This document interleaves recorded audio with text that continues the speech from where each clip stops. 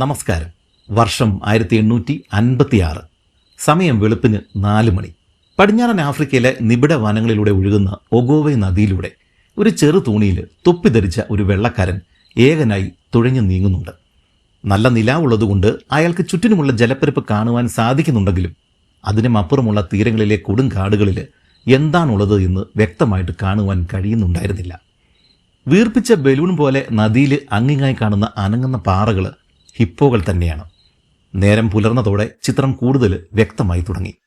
പടിഞ്ഞാറൻ ആഫ്രിക്കയുടെ ഉൾനാടുകളിൽ പുറം നാട്ടുകാർക്ക് അപ്രാപ്യമായ ഇത്തരം ഒരു സ്ഥലത്തുകൂടി അനായാസമായിട്ട് തോണി തുഴഞ്ഞു പോകുന്ന ഈ ഒരു വെള്ളക്കാരൻ അത്ര നിസാരക്കാരനൊന്നുമല്ല. അയാൾക്ക് ആ കാടുകളിൽ അധിവസിക്കുന്ന ഗോത്രവർഗക്കാരുടെ ഭാഷകൾ അറിയാം, അവരുടെ ജീവിത രീതികൾ അറിയാം. മാത്രവുമല്ല, ഈ കാടുകളിലെ ഒട്ടുമിക്ക മനുഷ്യവർഗങ്ങൾക്കും അയാൾ സർവസമ്മതനുമാണ്. ശാന്തമായ ജലപ്പരപ്പിൽ തോണിയുണ്ടാക്കിയ ഇളക്കങ്ങൾ തീരെ ഇഷ്ടപ്പെടാതിരുന്ന ഹിപ്പോകൾ ഇടയ്ക്ക് മുങ്ങുകയും മറ്റൊരിടത്ത് പൊങ്ങുകയും ചെയ്യുന്നുണ്ടായിരുന്നു. എന്നാൽ ഈ മണ്ടൻ മൃഗം തന്റെ വഞ്ചിയുടെ അടിയിൽ തന്നെ പൊങ്ങി അത് മറിച്ചിടുമോ എന്നൊരു ഭയം അയാൾക്കുണ്ടായിരുന്നു. കൂടാതെ താൻ ഇതുവരെയും കടന്നു ചെന്നിട്ടില്ലാത്ത സ്ഥലത്തുകൂടിയാണ് അദ്ദേഹം ഇപ്പോഴും സഞ്ചരിക്കുന്നത്. തന്നെ മുൻപരിചയമില്ലാത്ത കാനനവാസികളുടെ മുന്നിൽ പെട്ടാൽ അതും കുഴപ്പമാണ്. അതിനാൽ തീർത്തും ശബ്ദമുണ്ടാക്കാതെയാണ് ആ മനുഷ്യൻ ഒഗോവ് നദിയിലൂടെ നീങ്ങിക്കൊണ്ടിരിക്കുന്നത്. എന്നാൽ പ്രഭാതമായതോടെ നദിയുടെ മറ്റൊരു ഭാഗത്തു നിന്നും ആളുകൾ വഞ്ചി തുഴഞ്ഞു വരുന്ന ശബ്ദം കേട്ടതോടെ അയാൾക്ക് ഭയമായി. അദ്ദേഹം ഉടൻ തന്നെ തോണിയുടെ വേഗത വർദ്ധിപ്പിക്കുകയും നദിയുടെ ഒരു വശത്ത് ഒരാൾ പൊക്കത്തിൽ വളർന്നു നിൽക്കുന്ന പുല്ലുകളുടെ ഇടയിലേക്ക് തന്റെ വള്ളം തുഴഞ്ഞു കയറ്റുകയും പുല്ലുകൾക്കിടയിൽ അനങ്ങാതെ മറിഞ്ഞിരിക്കുകയും ചെയ്തു. ഇത്തരം പുല്ലുകൾക്കിടയിൽ സാധാരണ മുതലകൾ ഉണ്ടാവേണ്ടതാണ്. പ്രഭാതത്തിലെ മങ്ങിയ വെളിച്ചത്തിൽ അവയെ തിരിച്ചറിയുവാനും പ്രയാസമാണ്. തോക്കുകൾ ഉൾപ്പെടെ അത്യാവശ്യം സാധനങ്ങൾ കയറ്റിയിരുന്ന വഞ്ചി അതിന്റെ ഭാരം കാരണം ഏതാണ്ട് വെള്ളത്തിന് സമാസമമായിട്ടാണ് കിടന്നിരുന്നത്. മുതല ചെറുതായിട്ടൊന്ന് തട്ടിയാൽ തന്നെ വള്ളം മറിയുമെന്ന് ഉറപ്പാണ്. ഇതിനിടെ ആളുകളുടെ ശബ്ദം അടുത്തടുത്ത് വരുന്നുണ്ടായിരുന്നു. പുല്ലുകൾക്കിടയിലുള്ള വിടവിലൂടെ വലിയൊരു തോണി നദിയിലൂടെ കടന്നു പോകുന്നത് അയാൾ കണ്ടു. അതിൽ 20ഓളം തുഴക്കാരാണ് ഉണ്ടായിരുന്നത്. അവരുടെ ഇടയിൽ കൈകാലുകൾ കെട്ടിയ നിലയിൽ 3 തടവുകാരും ഉണ്ടായിരുന്നു. നദിയുടെ മുകൾ ഭാഗത്ത് താമസിക്കുന്ന ഏതോ വർഗ്ഗക്കാര് അടിമകളെ മറ്റാർക്കോ കൈമാറുവാൻ കൊണ്ടുപോകുന്ന കാഴ്ചയാണത്. അല്ലെങ്കിൽ അവർ മറ്റേതോ ഗ്രാമം ആക്രമിച്ചിട്ട് ആളുകളെ പിടികൂടി സ്വന്തം ഗ്രാമത്തിലേക്ക് കൊണ്ടുപോവുകയാണ്. ആ തോണി സാവധാനം കാഴ്ചയിൽ നിന്ന് മറഞ്ഞതോടെ വെള്ളക്കാരൻ തന്റെ വഞ്ചി ആ പുല്ലുകൾക്കിടയിൽ നിന്നും പുറത്തേക്ക് ഇറക്കി. അപ്പോഴാണ് ആകാശത്ത് നിന്നും വല്ലാത്തൊരു ശബ്ദം കേട്ട് അയാൾ മുകളിലേക്ക് നോക്കിയത്. ഒരു ഭീമൻ ആഫ്രിക്കൻ ക്രൗണ്ട് ഈഗിൾ തന്റെ മുകളിൽ വട്ടമിട്ട് പറക്കുന്നു. 30 കിലോഗ്രാം തൂക്കമുള്ള ആഫ്രിക്കൻ ബുഷ്ബക്ക് മുതൽ കുരങ്ങുകളെ വരെ ആക്രമിക്കുന്ന അപകടകാരിയായിട്ടുള്ള പരുന്താണ് ക്രൗണ്ട് ഈഗിൾ. മനുഷ്യക്കുട്ടികളെയും ഇവ ആക്രമിച്ച റിപ്പോർട്ടുകൾ ഉള്ളതാണ്. ഒരിക്കല് 20 കിലോഗ്രാം ഭാരമുള്ള ഒരു കുട്ടിയെ ആക്രമിച്ച ക്രൗണ്ട് ഈഗിളിനെ ഒരു സ്ത്രീ കൈക്കോട്ട് കൊണ്ട് അടിച്ചു കൊല്ലുകയായിരുന്നു. മറ്റൊരിക്കല് ഇതിന്റെ കൂട്ടിൽ നിന്നും ഒരു മനുഷ്യക്കുട്ടിയുടെ തലയോട്ടിയും കണ്ടെത്തിയിട്ടുണ്ട്. ചരിത്രാതീത കാലങ്ങളിലും ഈ പരുന്ത് വർഗത്തിൽപ്പെട്ട പക്ഷികൾ മനുഷ്യരെ ആക്രമിച്ചിരുന്നതായിട്ട് ഗവേഷകർ പറയുന്നുണ്ട്. ദക്ഷിണാഫ്രിക്കയിലെ ടോങ് എന്ന സ്ഥലത്തു നിന്നും കണ്ടെത്തിയ ഏതാണ്ട് 10 കിലോഗ്രാം ഭാരമുള്ള ആസ്ട്രലോപിത്തിക്കസ് ബേബിയുടെ തലയോട്ടിയിൽ കാണപ്പെട്ട തുളകൾ ക്രൗണ്ട് ഈഗിൾ ഉൾപ്പെടുന്ന സ്റ്റെഫനോയിറ്റസ് വർഗത്തിൽപ്പെട്ട പക്ഷികളുടെ നഖങ്ങൾ ഉണ്ടാക്കിയതാണ് എന്നാണ് ഗവേഷകർ കരുതുന്നത്. കുട്ടിയെ പക്ഷി ആക്രമിച്ച് കൊന്നതാകാനാണ് സാധ്യത. ഇത്തരമൊരു പക്ഷിയാണ് പടിഞ്ഞാറൻ ആഫ്രിക്കയുടെ ഉൾവനങ്ങളിൽ ഒഗോവ് നദിയിലെ അജ്ഞാതമായ ഏതോ ഒരു ഭാഗത്തുകൂടി തുഴഞ്ഞു നീങ്ങുന്ന ആ വെള്ളക്കാരന്റെ മുകളിൽ വട്ടമിട്ട് പറക്കുന്നത്. ഈ ഭീമൻ പരുന്തിന്റെ നിറം പിടിപ്പിച്ച ആഫ്രിക്കൻ കഥകൾ ഒട്ടനവധി കേട്ടിട്ടുള്ള ആ വെള്ളക്കാരൻ പെട്ടെന്ന് തന്നെ തന്റെ തോക്ക് കയ്യിലെടുത്തു. പരുന്ത് താഴേക്ക് വന്ന് തന്റെ കണ്ണുകൾ കുത്തിപ്പൊട്ടിക്കുമോ എന്നായിരുന്നു അദ്ദേഹത്തിന്റെ ഭയം. ഒട്ടും താമസിക്കാതെ തന്നെ അയാളുടെ തോക്ക് ഗർജിച്ചു.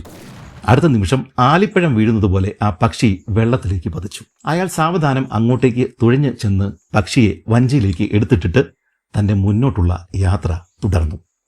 ആഫ്രിക്കൻ വേട്ടക്കാരുടെയും സാഹസികരുടെയും ഇത്തരം അനുഭവങ്ങൾ ഒരേ സമയം പേടിപ്പെടുത്തുന്നതും ആവേശം കൊള്ളിക്കുന്നതുമാണ്.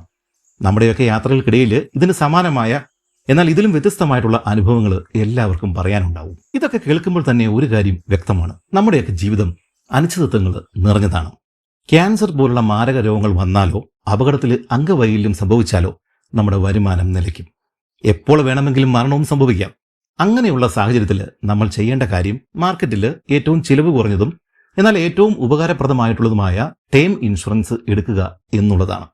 ഇതെടുത്താൽ കൊള്ളാം, അല്ലെ നല്ലതായിരിക്കും എന്നൊന്നുമല്ല ഞാൻ പറയുന്നത്.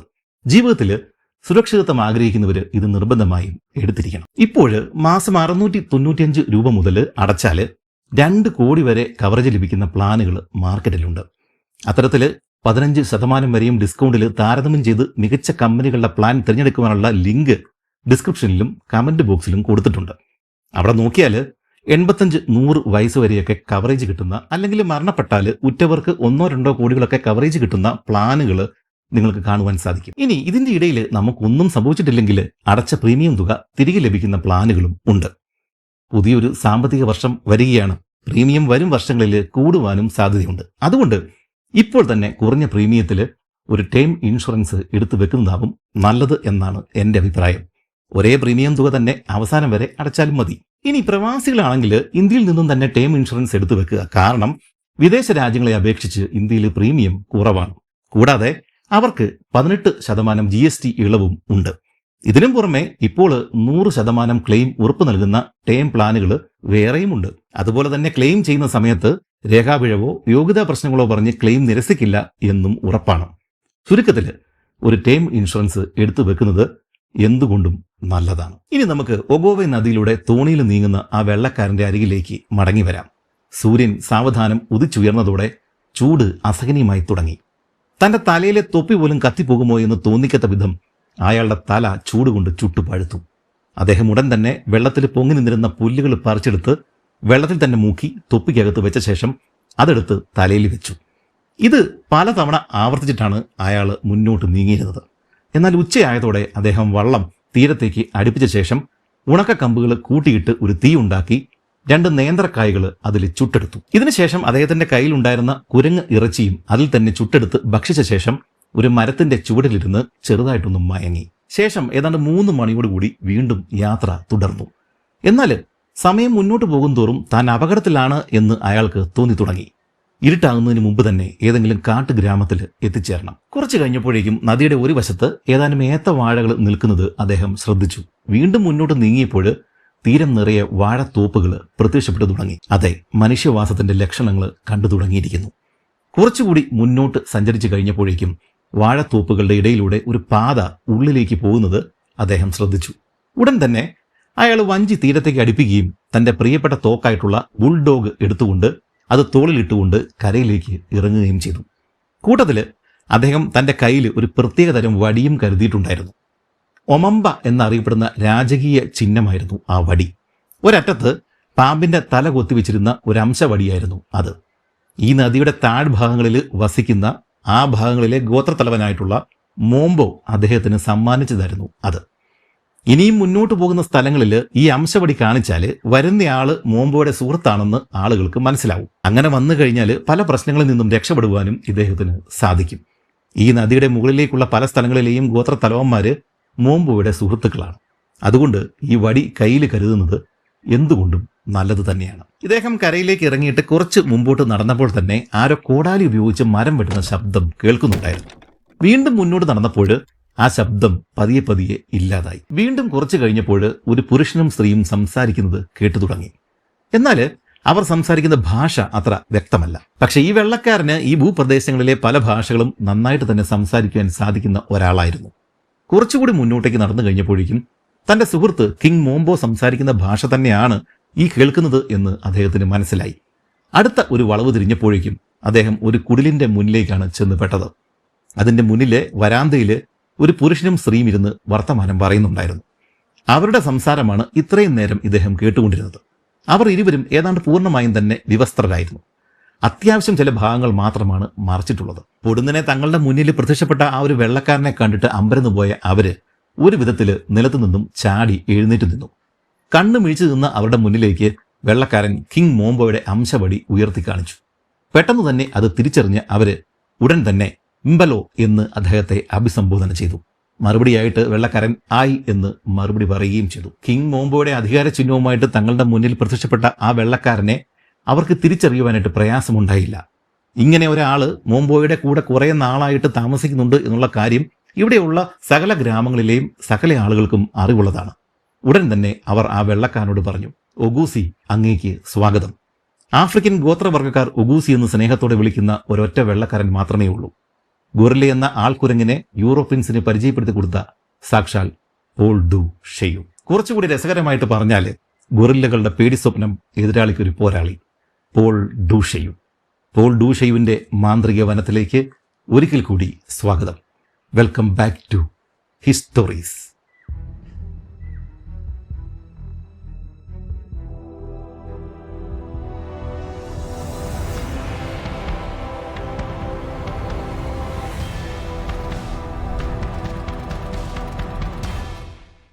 വേട്ടക്കാരനും സാഹസികനും പര്യവേഷനും ഒക്കെയായിട്ടുള്ള പോൾ ഡൂഷെയു 1856 മുതൽ 1859 വരെയും നടത്തിയ ആഫ്രിക്കൻ യാത്രകൾക്കിടയിൽ 8000 മൈലുകളാണ് സഞ്ചരിച്ച് തീർത്തത്. നടന്നും ചിലപ്പോൾ വഞ്ചിയിലൊക്കെയായിട്ട് മറ്റൊരു വെള്ളക്കാരൻ്റെയും കൂട്ടില്ലാതെ പൂർണ്ണമായും ഗോത്രവർഗ്ഗക്കാരുടെ സഹായത്തോടു കൂടിയിട്ടാണ് പോൾ ഡൂഷെയു തൻ്റെ യാത്രകൾ പൂർത്തിയാക്കിയത്.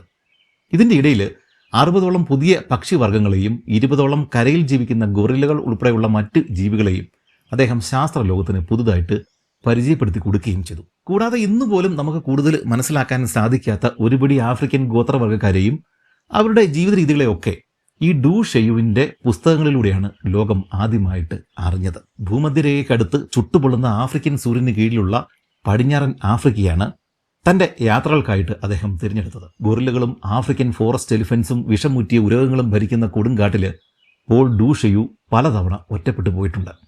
അപ്പോഴൊക്കെ ചെറുപ്പത്തിൽ പിതാവിൻ്റെ കൂടെ ആഫ്രിക്കയിൽ നിന്നും കിട്ടിയ പരിചയസമ്പത്തും ഗോത്രവർഗ്ഗക്കാരുടെ ഭാഷകൾ കൈകാര്യം ചെയ്യാനുള്ള കഴിവും ജന്മസിദ്ധമായിട്ടുള്ള അസാമാന്യ ധൈര്യവുമാണ് അദ്ദേഹത്തെ മുന്നോട്ടേക്ക് നയിച്ചത്. ഇത്തവണ കിങ് മോംബോ എന്ന ഒരു ആഫ്രിക്കൻ ഗോത്രത്തലവൻ്റെ കൂടെ ഒട്ടനവധി ദിവസങ്ങൾ ചിലവഴിച്ച ശേഷമാണ് ഡൂഷെയു ഒഗോവെ നദിയിലൂടെ വീണ്ടും ഉള്ളിലേക്ക് സഞ്ചരിച്ചത്. അമേരിക്കയിലെയും ഇംഗ്ലണ്ടിലെയും മ്യൂസിയങ്ങളിലേക്ക് ഇതുവരെയും കണ്ടെത്തിയിട്ടില്ലാത്ത അപൂർവ ഇനം പക്ഷികളെയും മൃഗങ്ങളെയും പിടികൂടി സ്റ്റഫ് ചെയ്ത് കപ്പലിൽ തിരികെ കൊണ്ടുപോവുക എന്ന ദൗത്യവുമായിട്ടാണ് ഡൂഷെയു ഓരോ തവണയും പടിഞ്ഞാറൻ ആഫ്രിക്കയിലെ ഗാബോണിൽ എത്തിച്ചേരുന്നത്. അങ്ങനെ ഇപ്രാവശ്യം കിങ് മോംബോയുടെ സൗഹൃദം നേടിയെടുക്കുകയും ശേഷം വീണ്ടും ഉൾവനങ്ങളിലേക്ക് അദ്ദേഹം കടക്കുകയും ചെയ്തു. അങ്ങനെയാണ് ഡൂഷെയു ഇപ്പോൾ വാഴത്തോട്ടങ്ങളുടെ ഇടയിലുള്ള ഒരു കാട്ടു ഗ്രാമത്തിൽ എത്തിച്ചേർന്നത്. കിങ് മോംബോയുടെ അധികാര ചിഹ്നമായിട്ടുള്ള അംശവടി കാണിച്ചതോടെ ഡൂഷെയുവിൻ്റെ മുന്നിൽ അകപ്പെട്ട ആ ദമ്പതികൾക്ക് ആശ്വാസമാകുകയും അവർ ഡൂഷെയുവിനോട് സൗഹൃദത്തിലാകുകയും ചെയ്തു. അവർ കിങ് മോംബോയുടെ അടിമകളാണ് എന്ന് ഒറ്റ നോട്ടത്തിൽ തന്നെ ഡൂഷെയുവിന് മനസ്സിലായി. കാരണം അവരുടെ മുൻനിര പല്ലുകൾ കൂർപ്പിച്ച് മുന പോലെ ആക്കിയിട്ടുണ്ടായിരുന്നു. കിങ് മോംബോ ഉൾപ്പെടുന്ന പോങ്വേ ഗോത്രക്കാർ പല്ലുകൾ ഇങ്ങനെ കൂർപ്പിക്കാറില്ല. ചുരുക്കത്തിൽ കിങ് മോംബോ ഉൾപ്പെടുന്ന പോങ്വേ ഗോത്രക്കാർ ഉൾക്കാടുകളിൽ നിന്നും യുദ്ധത്തിൽ പിടികൂടി കൊണ്ടുവന്ന അടിമകളുടെ ഗ്രാമത്തിലാണ് ഡൂഷെയു ഇപ്പോൾ എത്തിയിട്ടുള്ളത്. അതുകൊണ്ടാണ് അവർ മോംബോയുടെ അംശവടി കാണിച്ചപ്പോൾ തന്നെ ഡൂഷെയുവിനെ തിരിച്ചറിഞ്ഞത്. ഈ ഗോത്രത്തലവൻ മോംബോ ഉൾപ്പെടുന്ന പോങ്വേ ഗോത്രക്കാരെ കൊമ്മി ജനത എന്നാണ് ഈ ഡൂഷെയു വിശേഷിപ്പിക്കുന്നത്. പോങ്വേ ഗോത്രത്തിൽ 1 ഡസനിലേറെ ഉപവിഭാഗങ്ങളുണ്ട്. അതിലൊന്നാകാം ഈ ഡൂഷെയു പറയുന്ന കൊമ്മി എന്നാണ് ഗവേഷകർ ഇപ്പോഴും കരുതുന്നത്. ഇവർ പടിഞ്ഞാറൻ ആഫ്രിക്കയിൽ അറ്റ്ലാന്റിക്കിന്റെ തീരങ്ങളോട് അടുത്താണ് താമസിച്ചിരുന്നത്. അതുകൊണ്ട് തന്നെ ഇവരാണ് യൂറോപ്യൻസിനും ഉൾനാടുകളിലെ കാട്ടുവർഗ്ഗക്കാരുടെ ഇടയിലും ഇടനിലക്കാരായിട്ട് പ്രവർത്തിച്ചിരുന്നത്. തോക്കുകൾക്കും കണ്ണാടി, ഇരുമ്പ്, ചെമ്പ്, തുണികൾ തുടങ്ങിയ സാധനങ്ങൾക്കും പകരം ഉൾക്കാടുകളിൽ നിന്നും യുദ്ധം ചെയ്ത ആളുകളെ പിടികൂടി അടിമകളാക്കി കപ്പലിൽ വരുന്ന വെള്ളക്കാർക്ക് വിൽക്കുന്ന പണിയാണ് ഈ പോങ്വേ ഗോത്രക്കാർ പ്രധാനമായിട്ടും ചെയ്തിട്ടുണ്ടായിരുന്നത്. ഇങ്ങനെ അടിമകളായിട്ട് പിടികൂടുന്ന ഭൂരിഭാഗം ആളുകളെയും അവർ വിറ്റുകളയും. എന്നാൽ കുറച്ചുപേരെ തങ്ങളുടെ തോട്ടങ്ങളും കൃഷികളും നോക്കുവാനും യുദ്ധത്തിൽ തങ്ങളുടെ കൂട്ടത്തിൽ പോരാളികളായിട്ട് ഉപയോഗിക്കുവാനും ഒക്കെ കൂടെ നിർത്താറ് പതിവുണ്ടായിരുന്നു. പോങ്വേ ഗോത്രക്കാർ താമസിക്കുന്ന സ്ഥലങ്ങളിൽ നിന്നും ദൂരെ മാറി കാടിൻ്റെ ഉള്ളിൽ കൃഷിത്തോട്ടങ്ങൾക്കരികിലാണ് അടിമകളുടെ ഇത്തരം ഗ്രാമങ്ങൾ ഉണ്ടാവുക. മുമ്പ് പറഞ്ഞ നമ്മുടെ ഈ പോൾ ഡൂഷെയുവിൻ്റെ സുഹൃത്തായിട്ടുള്ള പോങ്വേ ഗോത്രത്തലവനായിട്ടുള്ള മോംബോ ഈ അടിമകളോട് നല്ല രീതിയിൽ പെരുമാറുന്നത് കൊണ്ട് അടിമകൾ ഒരിക്കലും ഓടിപ്പോകുവാൻ ശ്രമിക്കുമായിരുന്നില്ല. അങ്ങനെ ഓടിപ്പോയാലും അവർക്ക് ജീവിക്കുവാൻ സാധിക്കില്ല. അവർ മറ്റു ഗോത്രക്കാരുടെ പിടിയിൽ അകപ്പെടുകയും അവരവരെ വീണ്ടും അടിമകളാക്കുകയും ചെയ്യും. ഗാബോണിലെ കൊടും വനങ്ങളിൽ ഇവരിൽ നിന്നെല്ലാം അകന്നു മാറി ഒറ്റയ്ക്ക് ജീവിക്കുക അസാധ്യമാണ് താനും. കൂടാതെ ഉൾക്കാടുകളിലെ ചില ഗോത്രക്കാർക്ക് അക്കാലങ്ങളിൽ ശത്രുക്കളുടെ മാംസം ഭക്ഷിക്കുന്ന ശീലവും ഉണ്ടായിരുന്നു. ഇത്തരം കാരണങ്ങൾ ഉണ്ടായിരുന്നതുകൊണ്ട് മിക്ക അടിമകളും വർഷങ്ങളായിട്ട് മോംബോയുടെ തോട്ടങ്ങളിൽ തന്നെയാണ് അടിമകളായിട്ട് ജീവിച്ചിരുന്നത്. മോംബോ അവർക്ക് തുണയ്ക്കായിട്ട് പെണ്ണുങ്ങളെ കൊടുക്കുകയും കുടുംബമായിട്ട് ജീവിക്കുവാനായിട്ട് അനുവദിക്കുകയും ചെയ്തിരുന്നു. ഇത്തരമൊരു അടിമ ഗ്രാമത്തിലാണ് നമ്മുടെ പോൾ ഡൂഷെയു ഇപ്പോൾ എത്തിച്ചേർന്നിരിക്കുന്നത്. അദ്ദേഹം ആദ്യമേ കണ്ട ദമ്പതിമാരിൽ പുരുഷന്റെ പേര് റെഗുണ്ടോ എന്നായിരുന്നു. തങ്ങൾ കിങ് മോംബോയുടെ അടിമകളാണ് എന്നും കൂടുതൽ അടിമകൾ തൊട്ടടുത്തുള്ള തോട്ടങ്ങളിൽ ജീവിക്കുന്നുണ്ട് എന്നും ഈ റെഗുണ്ടോ അറിയിച്ചു. ഇതേസമയം കുറച്ച് ഈച്ചകൾ ഈ പോൾ ഡൂഷെയുവിൻ്റെ ചുറ്റിനും വട്ടമിട്ട് പറക്കുവാനായിട്ട് തുടങ്ങി. അവയെ ഓടിക്കുവാനായിട്ട് ഉണക്കിയെടുത്ത ആനവാലാണ് റെഗുണ്ടോയുടെ ഭാര്യ ഡൂഷെയുവിന്റെ കയ്യിൽ കൊടുത്തത്. കൂടാതെ അദ്ദേഹത്തിന് ഇരിക്കുവാനായിട്ട് തടി കൊണ്ട് നിർമ്മിച്ച ഒരു ഇരിപ്പിടവും തയ്യാറാക്കി കൊടുത്തു. ദേഹമാസകലം പച്ചകുത്തി മുഖം മുഴുവനും ചായം വാരി തേച്ച റെഗുണ്ടയെ കണ്ടാൽ ആരും ഒന്ന് ഞെട്ടി വിറച്ചു പോകും. ഈ റെഗുണ്ടോയുടെ കുടിലിന്റെ മുകളിൽ ആന്റിലോപ്പുകളുടെയും കാട്ടുപന്നുകളുടെയും പുലികളുടെയും കുരങ്ങുകളുടെയും തലയോട്ടികൾ നിരനിരയായിട്ട് തൂക്കിയിട്ടിട്ടുണ്ടായിരുന്നു. കൂടാതെ മനുഷ്യ സമാനമായിട്ടുള്ള വിവിധ ഇനം ആൾക്കുരങ്ങുകളുടെ തലയോടുകളും അക്കൂട്ടത്തിലുണ്ടായിരുന്നു. അതിനും പുറമെ 6 ആഫ്രിക്കൻ ആനകളുടെ തലയോട്ടികൾ റെഗുണ്ടോയുടെ വരാന്തയിൽ നിരത്തി വെച്ചിട്ടുണ്ട്. അതിന്റെ ഒപ്പം വീടിന്റെ ഉമ്മറത്ത് 63 ആനകളുടെ ഉണക്കിയ വാലുകളും താഴേക്ക് തോർണം പോലെ കെട്ടിത്തൂക്കിയിട്ടിട്ടുണ്ട്. ഈ ഡൂഷെയു ഇതെല്ലാം കാണുകയും ഇതൊക്കെ എണ്ണുകയും ചെയ്യുന്നത് കണ്ടിട്ട് റെഗുണ്ടോ അദ്ദേഹത്തോട് പറഞ്ഞു, ഇതെല്ലാം ഞാൻ എൻ്റെ ആയ കാലത്ത് വേട്ടയാടിയ മൃഗങ്ങളാണ്. ഇങ്ങനെയാണ് ഞങ്ങൾ ജീവൻ നിലനിർത്തിയത്. എന്നാൽ ഇപ്പോൾ വേട്ടയാടാനായിട്ട് സാധിക്കുന്നതേയില്ല. പക്ഷെ ഇവിടെ എന്നേക്കാൾ ചെറുപ്പക്കാരായിട്ടുള്ള ഒട്ടനവധി വേട്ടക്കാർ വേറെയുണ്ട്. അവരാണ് ഇപ്പോൾ ഞങ്ങൾക്കും കിങ് മോംബോയ്ക്കും വേണ്ടി വേട്ടയിറച്ചി കൊണ്ടെത്തിക്കുന്നത്. ഇതേ സമയം റെഗുണ്ടോയുടെ ഭാര്യ കെട്ടിയിട്ട ഒരു കോഴി, പിന്നെ ഒരു ബാസ്ക്കറ്റ് നിറയെ മധുരക്കിഴങ്ങ്, കുറച്ച് ഏത്തപ്പഴം, 4 മുട്ടകൾ, ഇവയെല്ലാം കൊണ്ടുവന്നിട്ട് ഡൂഷെയുവിന്റെ കാൽ കീഴിൽ കൊണ്ടുവന്ന് വെച്ചു. റെഗുണ്ട ഉടൻ തന്നെ എന്തോ ഒരു ശബ്ദം പുറപ്പെടുവിച്ചു. ഉടൻ തന്നെ അടുത്തടുത്തുള്ള കുടിലുകളിൽ നിന്നും കാട്ടിൽ നിന്നുമൊക്കെ സ്ത്രീകൾ കുട്ടകൾ നിറയെ കപ്പക്കിഴങ്ങളും ഒക്കെ ആയിട്ട് അങ്ങോട്ടേക്ക് വന്നു. അവർ തോട്ടങ്ങളിൽ പണിയെടുക്കാൻ പോയി വന്നവരാണ്. അല്പസമയത്തിനുള്ളിൽ കാട്ടിൽ നിന്നും ഗ്രാമത്തിലെ ആണുങ്ങളും അവിടേക്ക് എത്തിച്ചേർന്നു. അവരുടെ എല്ലാവരുടെയും കയ്യിൽ കോടാലികളുണ്ടായിരുന്നു. അവരെല്ലാം പുതിയ തോട്ടങ്ങൾ ഉണ്ടാക്കുവാൻ വേണ്ടിയിട്ട് മരങ്ങൾ വെട്ടിത്തെളിക്കുവാനായിട്ട് കാട്ടിൽ പോയിട്ട് വന്നവരാണ്. ഇവര് ഈ ഒരേ സ്ഥലങ്ങളിൽ സ്ഥിരമായിട്ട് കൃഷി ചെയ്യുന്ന ഒരു സ്വഭാവം ഇവർക്കുണ്ടായിരുന്നില്ല. അതുകൊണ്ട് തന്നെ പുതിയ കൃഷി സ്ഥലങ്ങൾക്ക് വേണ്ടിയിട്ട് എപ്പോഴും വനം വെട്ടിത്തെളിക്കേണ്ടി വരും. ആണുങ്ങൾ സ്ഥിരമായിട്ട് മരം വെട്ടുകയും സ്ത്രീകൾ കൃഷി ചെയ്യുകയും ചെയ്യലാണ് ഇവിടുത്തെ രീതി. ഈ ആളുകളെല്ലാം തന്നെയും വിവിധ ഗോത്രവർഗത്തിൽ പെടുന്നവരും കിങ് മോംബോയുടെ അടിമകളുമാണ്. മോംബോയുടെ സുഹൃത്തായിട്ടുള്ള ഒഗൂസി എന്ന ഡൂഷെവിന്റെ കഥകൾ നേരത്തെ തന്നെ കേട്ടറിവുള്ളതുകൊണ്ട് അദ്ദേഹത്തെ കണ്ടപ്പോൾ തന്നെ അവർക്ക് ആളെ തിരിച്ചറിയാനായിട്ട് സാധിച്ചു. കൂടുതൽ പ്രഹരശേഷിയുള്ള തോക്കുകൾ കൈവശമുള്ള ഈ ഒഗൂസി തങ്ങളുടെ ഗ്രാമത്തിൽ താമസിക്കുകയാണെങ്കിൽ കൂടുതൽ വേട്ടയിറച്ചി കിട്ടും എന്നതാണ് ഡൂഷെയുവിനെ കണ്ടപ്പോൾ ഇവർക്കുണ്ടായ സന്തോഷത്തിന്റെ പ്രധാന കാരണം. ഡൂഷെയു ഇങ്ങനെ അവരോട് സംസാരിച്ചുകൊണ്ട് നിൽക്കുമ്പോഴാണ് കാട്ടിൽ നിന്നും നായ്ക്കളുടെ കുരകൾ കേട്ടു തുടങ്ങിയത്. അതിൻ്റെ ഒപ്പം തന്നെ ആരോഗ്യമുള്ള 4 ആണുങ്ങൾ വനത്തിൽ നിന്നും പുറത്തേക്ക് ഇറങ്ങി വന്നു. കിങ് മോംബോയ്ക്ക് വേണ്ടി മൃഗങ്ങളെ വേട്ടയാടി പിടിക്കുന്ന വേട്ടക്കാരായിരുന്നു അത്. അവരുടെ ചുമലിൽ സിംഗിൾ ബാരൽഡ് ഫ്ലിന്റ് ലോക്ക് ഗണ്ണുകളാണ് ഉണ്ടായിരുന്നത്. തോക്കിന്റെ കുഴലിന്റെ ഉള്ളിലേക്ക് വെടിമരുന്ന് നിറച്ചിട്ട് ഫ്ലിന്റ് സ്റ്റോണിന്റെ സ്പാർക്കിൽ നിന്നും വെടിയുതിർക്കുന്ന നാടൻ തോക്കുകളായിരുന്നു അത്. പടിഞ്ഞാറൻ ആഫ്രിക്കയിലെ കച്ചവടത്തിന് വേണ്ടിയിട്ട് ഇംഗ്ലണ്ടിൽ നിർമ്മിക്കപ്പെട്ട തോക്കുകളാണ് ഇതെല്ലാം. അടിമകൾക്ക് പകരമായിട്ട് കിങ് മോംബോ ഇത്തരം തോക്കുകളാണ് വാങ്ങിയിരുന്നത്. ടവർ ഗണ്ണുകൾ എന്നായിരുന്നു ഇവയെ അക്കാലത്ത് പൊതുവെ വിളിച്ചിരുന്നത്. ആ വേട്ടക്കാരുടെ കൂടെ 20ഓളം വേട്ടനായ്ക്കളും ഉണ്ടായിരുന്നു. ഈ നായ്ക്കളുടെ കഥ കുറച്ച് വ്യത്യസ്തമാണ്. മോംബോയുടെ അടിമകളുടെ കൂടെ ടിക്കി അല്ലെങ്കിൽ ബാറ്റിക്കി എന്നറിയപ്പെടുന്ന ഗോത്രവർഗക്കാർ ഉണ്ടായിരുന്നു. അവരുടെ ഭാഷയിൽ ടിക്കി എന്നാൽ വിൽപ്പന എന്നാണ് അർത്ഥം. പേര് സൂചിപ്പിക്കുന്ന പോലെ തന്നെ അവരെ കച്ചവടക്കാരും കൃഷിക്കാരും ഒന്നാം തരം വേട്ടക്കാരുമായിരുന്നു. ആഘോഷങ്ങളിൽ മുഖംമൂടി ധരിച്ചിട്ട് നൃത്തം ചെയ്യുന്നത് ഇവരുടെ ഒരു പ്രത്യേകതയാണ്. ടിക്കി മാസ്ക് എന്നറിയപ്പെടുന്ന ഇവരുടെ ഈ മുഖംമൂടികൾക്ക് കണ്ണിന്റെ സ്ഥാനത്ത് ചെറിയൊരു വിടവ് മാത്രമേ ഉണ്ടാവുകയുള്ളൂ. ഗാബോണിലെ മുൻ 2 പ്രസിഡന്റുമാര് ഈ ടിക്കി വിഭാഗത്തിൽപ്പെടുന്ന ആളുകളായിരുന്നു. പോൾ ഡോഷീവിന്റെ കാലത്ത് ഇവർ വേട്ടനായ്ക്കളെ ഉപയോഗിച്ചാണ് ഹണ്ടിങ് നടത്തിയിരുന്നത്. ഷെൻ ബാറ്റിക്കി എന്ന ഇനം നാടൻ നായ്ക്കളെയാണ് ഇവർ അക്കാലത്ത് ഇണക്കി ഈ ഒരു വേട്ടയ്ക്ക് വേണ്ടി വളർത്തിയിരുന്നത്. ഇപ്പോൾ ഇവരുടെ കയ്യിലിരിക്കുന്ന ഫ്ലിന്റ് ലോക്ക് തോക്കുകൾ, ആ തോക്കുകൾ ഈ ഗോത്രവർഗക്കാരുടെ കൈകളിൽ എത്തുന്നതിന് മുമ്പ് ഇരകളെ കെണിയിലേക്ക് ഓടിച്ചു കയറ്റുന്ന ജോലിയാണ് ഇത്തരം നായ്ക്കൾക്ക് ഉണ്ടായിരുന്നത്. എന്നാൽ ഈ വേട്ടക്കാർക്ക്, ഇവിടെയുള്ള നാടൻ വേട്ടക്കാർക്ക് ഇത്തരം തോക്കുകളൊക്കെ വിദേശികളുടെ കയ്യിൽ നിന്നും ലഭിക്കാൻ തുടങ്ങിയതോടെ മൃഗങ്ങളെ വേട്ടക്കാരന്റെ മുന്നിലേക്ക് എത്തിച്ചു കൊടുക്കുന്ന പണിയാണ് ഈ ഷെൻ ബാറ്റിക്കി നായ്ക്കൾ ചെയ്തിരുന്നത്. കണ്ടാൽ നമ്മുടെ നാടൻ നായ്ക്കളെ പോലെ ആണെങ്കിലും ഒക്കെ ഇവരുടെ വലിപ്പം നമ്മുടെ നായ്ക്കളുടെ അത്രയും ഉണ്ടാവില്ല. അങ്ങനെ ഈ ഷെൻ ബാറ്റിക്കി നായ്ക്കളുമായിട്ടാണ് ഈ അടിമ ഗ്രാമത്തിലെ വേട്ടക്കാര് പോൾ ഡൂഷെവിന്റെ അരികിലേക്ക് എത്തിയത്. ആ 4 പേരെയും ഈ റെഗുണ്ടോ ഒഗൂസിക്ക് പരിചയപ്പെടുത്തി കൊടുക്കുകയും ചെയ്തു. ഒന്നാമൻ ഒഷോരിയ. ഏകനായി ആഴ്ചകളോളം കാട്ടിലെ വേട്ടയ്ക്ക് പോവുകയും സ്വന്തം മാർഗങ്ങൾ ഉപയോഗിച്ച് വേട്ട നടത്തുകയും ചെയ്യുന്ന ഒഷോരിയ ഈ നാട്ടിലെ ഏറ്റവും മികച്ച ഹണ്ടറാണ്. ഒഗൂല, ഗോള, ക്വാബി എന്നിവരായിരുന്നു ബാക്കി 3 വേട്ടക്കാര്. ചോക്ലേറ്റ് വെച്ചിട്ട് 4 മനുഷ്യരെ കടഞ്ഞെടുത്താൽ എങ്ങനെ ഇരിക്കുമോ അങ്ങനെയാണ് ഈ 4 വേട്ടക്കാരുടെയും രൂപം ഉണ്ടായിരുന്നത്. ഈ കാട്ടിലെ മാനുകൾക്ക് ഒരു പുലി അടുത്ത് വന്നാൽ ഒരു പക്ഷേ തിരിച്ചറിയുവാൻ സാധിച്ചേക്കാം. എന്നാൽ ഇവർ 4 പേരും അടുത്തെത്തുന്നത് പുലിക്ക് പോലും പിടികിട്ടില്ല. വേട്ടക്കാരെ കണ്ട് വിസ്മയിച്ചു പോയ ഒഗൂസിയോട് റെഗുണ്ടോ ചെറുതായിട്ടൊന്ന് തള്ളിക്കൊടുത്തു. എന്തായാലും അവരുടെ തോക്കുകളിൽ തീപ്പൊരി ഉണ്ടാക്കുവാൻ ഉപയോഗിക്കുന്ന ഫ്ലിന്റ് സ്റ്റോണും അത് ഉരയ്ക്കുവാനുള്ള സ്റ്റീൽ ഡിസ്കും ഡൂഷയു ആ 4 വേട്ടക്കാർക്കും സമ്മാനമായി കൊടുത്തതോടെ ഗ്രാമത്തിലെ ആളുകൾക്ക് ഈ ഒഗൂസിയോടുള്ള സ്നേഹം ഇരട്ടിയാകുകയും ചെയ്തു. അങ്ങനെ പോൾ ഡൂഷയു ആ ഗ്രാമത്തിൽ കുറച്ചു കാലം തങ്ങുവാൻ തന്നെ തീരുമാനമെടുത്തു.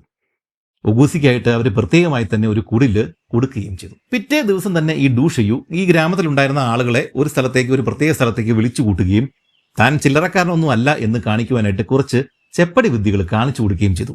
ഒന്നാമതായിട്ട് തന്റെ കയ്യിലുണ്ടായിരുന്ന തീപ്പെട്ടികൾ ഉരച്ചിട്ട് തീ ഉണ്ടാക്കിയാണ് ഒഗൂസി അവരെ അത്ഭുതപ്പെടുത്തിയത്. ശേഷം തന്റെ കയ്യിലുണ്ടായിരുന്ന കാന്ത ഉപയോഗിച്ചിട്ട് വേട്ടക്കാരുടെ കത്തുകൾ അതിൽ ഒട്ടിപ്പിടിച്ചിരിക്കുന്നത് കാണിക്കുകയും ചെയ്തതോടെ ആ പാവങ്ങളുടെ കണ്ണുകൾ പുറത്തേക്ക് തള്ളി വരികയും അവരെ ആശ്ചര്യപ്പെട്ടിട്ട് ശബ്ദം ഉണ്ടാക്കുകയും ചെയ്തു. ഇങ്ങനെയുള്ള വിദ്യകൾ കാണിച്ചിട്ട് താൻ സാധാരണ ആളല്ല എന്ന് കാണിച്ചു കൊടുത്താൽ മാത്രമേ ഇത്തരം കാട്ടുഗ്രാമങ്ങളിൽ ഡൂഷയുവിന് സമാധാനമായിട്ട് കിടന്ന് ഉറങ്ങുവാൻ സാധിക്കുകയുള്ളൂ. എന്തായാലും ചുരുങ്ങിയ സമയത്തിനുള്ളിൽ ഒഗൂസി വേട്ടക്കാരുമായിട്ട് കൂടുതൽ അടുക്കുകയും അവർ വേട്ടയ്ക്ക് പോകുമ്പോൾ കാട്ടിൽ എങ്ങനെയാണ് വഴി കണ്ടെത്തുന്നത് തുടങ്ങി ഒട്ടനവധി കാര്യങ്ങൾ അവരോട് ചോദിച്ച് മനസ്സിലാക്കുകയും ചെയ്തു. എല്ലാ ദിവസവും വൈകുന്നേരങ്ങളിൽ വേട്ടക്കാരെല്ലാം ഡൂഷയുവിന്റെ കുടിലിന്റെ മുന്നിൽ ഒത്തുകൂടി കഥകൾ പറയുന്നത് പിന്നീട് പതിവായി തീർന്നു. ഇപ്പോഴും വേട്ടയ്ക്ക് പോകുന്നില്ലെങ്കിലും കൂടുതൽ കാര്യങ്ങൾ പറയാനുണ്ടായിരുന്നത് റെഗുണ്ടോയ്ക്ക് തന്നെയായിരുന്നു. റെഗുണ്ടോയുടെ അനുഭവത്തിൽ കാട്ടിൽ തലങ്ങും വിലങ്ങും പല വഴികളുണ്ടാവും. അവയിൽ ചില വഴികൾ ഒരേ ഗോത്രത്തിൽ തന്നെ പെടുന്ന 2 ഗ്രാമങ്ങൾക്കിടയിലുള്ള വഴികളാവാം. ചിലത് വേറെ ഏതെങ്കിലും ഗോത്ര ഗ്രാമത്തിലേക്കുള്ള വഴിയാവാനും സാധ്യതയുണ്ട്. മറ്റു ചിലത് തോട്ടങ്ങളിലേക്കാണ് നമ്മളെ കൊണ്ട് എത്തിക്കുക. എന്നാൽ ഒരു വേട്ടക്കാരൻ ഇതെല്ലാം ഒഴിവാക്കിയേ പറ്റൂ. കാട്ടില് വേട്ടക്കാർ സ്ഥിരമായിട്ട് ഉപയോഗിക്കുന്ന വേറെ വഴികളുണ്ട്. അത് ഒരു ഗ്രാമത്തിലേക്ക് നമ്മളെ കൊണ്ട് എത്തിക്കില്ല. അത്തരം വഴികൾ കാടിന്റെ ഉള്ളിലൂടെ തലങ്ങും വിലങ്ങും ഉണ്ടാവും. അത്തരം വഴികൾക്ക് ഒരിക്കലും അവസാനം ഉണ്ടാവില്ല. അതിങ്ങനെ ഒരു നെറ്റ്വർക്ക് പോലെ, ചിലന്തി വല പോലെ ഈ കാടിന്റെ ഉള്ളിൽ അങ്ങോട്ടും ഇങ്ങോട്ടും തലങ്ങും വിലങ്ങും പോയിട്ടുണ്ടാവും. വേട്ട കഴിഞ്ഞ് തിരികെ ഏതെങ്കിലും ഗ്രാമത്തിലേക്ക് മടങ്ങി എത്തണമെന്നുണ്ടെങ്കിൽ വേട്ടക്കാരൻ ഹണ്ടിങ് റൂട്ട് വിട്ടിട്ട് മുമ്പ് പറഞ്ഞ വില്ലേജ് റൂട്ടിലേക്ക് മാറണം.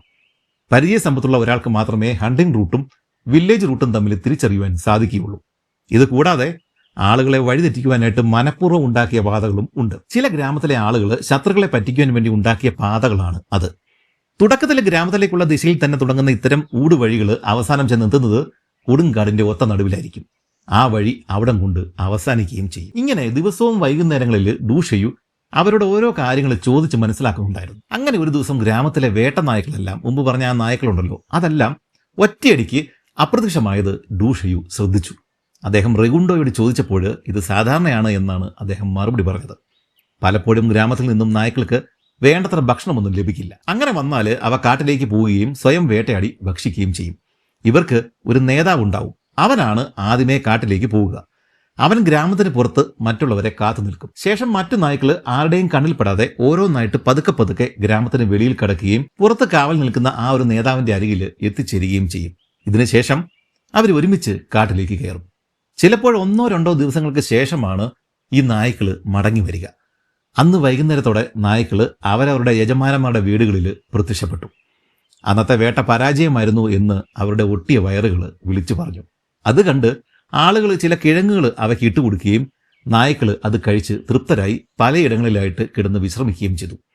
സൂക്ഷ്മമായിട്ടുള്ള നിരീക്ഷണത്തിനൊടുവിൽ ഡൂഷയു നായ്ക്കളുടെ നേതാവിനെ കണ്ടെത്തി. അവനെ തിരിച്ചറിയുവാൻ വേണ്ടിയിട്ട് ഫിയേഴ്സ് എന്ന പേരാണ് അദ്ദേഹം നൽകിയത്. കാട്ടിലേക്ക് ആദ്യം പോകുന്നത് ഈ ഫിയേഴ്സ് ആണ്. കൂടാതെ കൂട്ടത്തിൽ ഏറ്റവും ശക്തനും വലുതും അവൻ തന്നെയായിരുന്നു. ഒരു മൃഗത്തെ കണ്ടു കഴിഞ്ഞാൽ ഈ ഫിയേഴ്സ് ആണ് ഏറ്റവും മുന്നിൽ നിന്ന് ആക്രമിക്കുക. ഇതുകൂടാതെ ഇത്തരം വേട്ടകളിൽ ഓരോ നായയും എപ്പോഴും ഒരേ പൊസിഷനിൽ നിന്നാണ് ആക്രമിക്കുന്നത് എന്ന ഒരു രസകരമായിട്ടുള്ള കാര്യവും ഈ ഡൂഷയു കണ്ടെത്തി. അങ്ങനെ ഒരു ദിവസം നായ്ക്കളെ വീണ്ടും കാണാതായി. എന്നാൽ അന്ന് വൈകുന്നേരം തന്നെ അവ തിരികെ വന്നെങ്കിലും ആ കാഴ്ച ഞെട്ടിക്കുന്നതായിരുന്നു. മിക്ക നായ്ക്കളുടെയും ദേഹം മുഴുവനും രക്തം മുറിഞ്ഞിട്ടുണ്ടായിരുന്നു. ഭീകരമായ ഒരു വേട്ട തന്നെ ആവണം അവർ നടത്തിയിട്ടുണ്ടാവുക. കൂടാതെ പലതിനും സാരമായ മുറിവുകളും ഏറ്റിരുന്നു. ചിലതിന്റെ ചെവികൾ പാതി കടിച്ചെടുത്ത നിലയിലായിരുന്നു. മറ്റു ചിലതിന്റെ മുഖമൊക്കെ ആരോ മാന്തി കീറിയ രീതിയിലാണ് ഉണ്ടായിരുന്നത്. ചിലതിന്റെ കാലുകളിലും ഉടലിലും സാരമായ പരിക്കുകൾ ഏറ്റിട്ടുണ്ട്. എന്തുതരം ജീവിയെയാണ് ഇവരെ ആക്രമിച്ചത് എന്ന് ഡൂഷയു അത്ഭുതപ്പെട്ടു. കുരങ്ങുകളെയാണ് ഇവ ആക്രമിച്ചിരിക്കുന്നത്, റെഗുണ്ടോ ഉറക്കെ വിളിച്ചു പറഞ്ഞു. നിലത്തിറങ്ങി കായകൾ ഭക്ഷിക്കുന്ന കുരങ്ങ് സംഘത്തിലേക്ക് ഇവർ ചാടി വീണിട്ടുണ്ടാവും. അങ്ങനെ വന്നാലെ കുരങ്ങുകൾ മരത്തിൽ തിരികെ കയറുന്നതിന് പകരം നായ്ക്കളെ ഇത്തരത്തിൽ കടിക്കുകയും മാന്തുകയും ചെയ്യുകയാണ് പതിവ്. ഇതിന്റെ ഇടെ തന്റെ സ്വന്തം നായയെ ഇക്കൂട്ടത്തിൽ കാണുവാനില്ല എന്ന കാര്യവും റെഗുണ്ടോ ശ്രദ്ധിച്ചു. ഇതാണ് കാട്ടിലെ രീതി. ഒരു വേട്ട കഴിഞ്ഞ് തിരികെ വരുമ്പോഴേക്കും ഇത് പതിവാണ്. 1-2 നായ്ക്കൾ മടങ്ങി വരില്ല. ഒന്നുകിൽ അവിടെ വെച്ച് തന്നെ കൊല്ലപ്പെട്ടിട്ടുണ്ടാവും, അല്ലെങ്കിൽ എവിടെയെങ്കിലും പരിക്കുകൾ പറ്റി കിടപ്പുണ്ടാവും. എന്നാൽ അവയെ കണ്ടെത്തുക എളുപ്പമല്ല. ചിലപ്പോൾ 1-2 ദിവസങ്ങൾ കഴിഞ്ഞിട്ട് ഏന്തി വലിഞ്ഞ് തിരികെ വന്നെന്നും വരാം.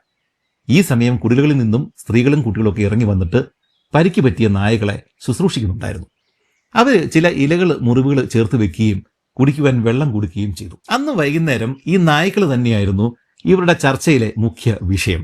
പലരും തങ്ങൾക്ക് മുമ്പുണ്ടായിരുന്ന നായ്ക്കളുടെ കഥകളാണ് ഒഗൂസിയോട് പറഞ്ഞു കേൾപ്പിച്ചത്. അക്കൂട്ടത്തിൽ ഒഷോരിയോ ഒരു കഥ പറഞ്ഞു. വർഷങ്ങൾക്ക് മുമ്പ് കിങ് മോംബോയും ശത്രുക്കളും തമ്മിൽ യുദ്ധം നടക്കുന്ന സമയം.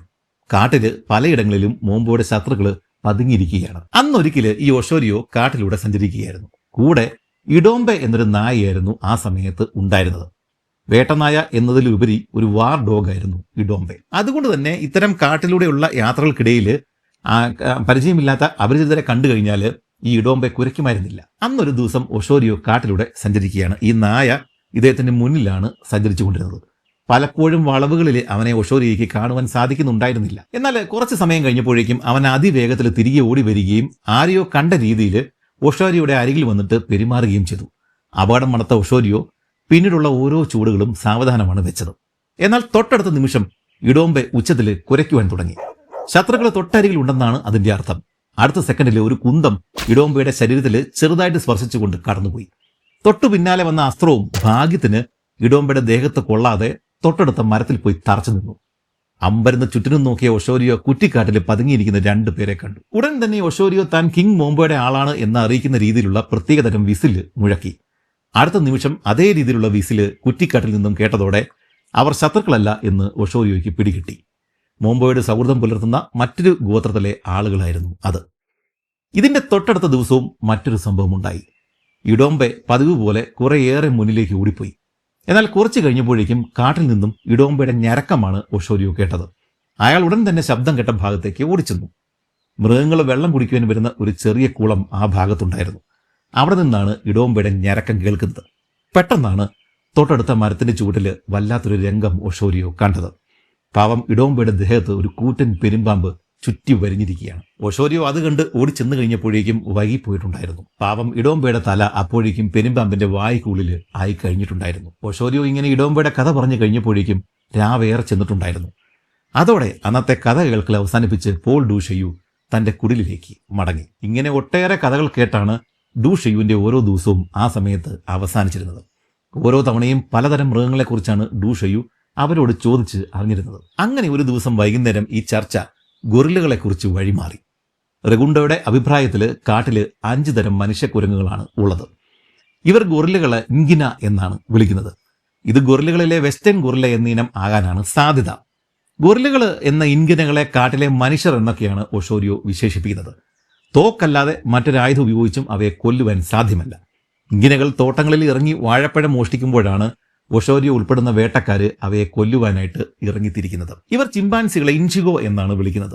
ഇതല്ലാതെ ബാക്കി 3 ഇനങ്ങൾ അത് ഏതൊക്കെയാണ് എന്ന് ഇന്നും നമുക്ക് തിരിച്ചറിയാനായിട്ട് സാധിച്ചിട്ടില്ല. അവ ചിമ്പുകളുടെയോ അല്ലെങ്കിൽ ഈ ഗൊറില്ലകളുടെയോ ഒക്കെ ഏതെങ്കിലും ഉപവിഭാഗങ്ങളാകാനാണ് സാധ്യത. ഇവയെല്ലാം ഒരു പക്ഷേ ഇന്ന് അന്യം നിന്ന് പോയിട്ടുണ്ടാവാം.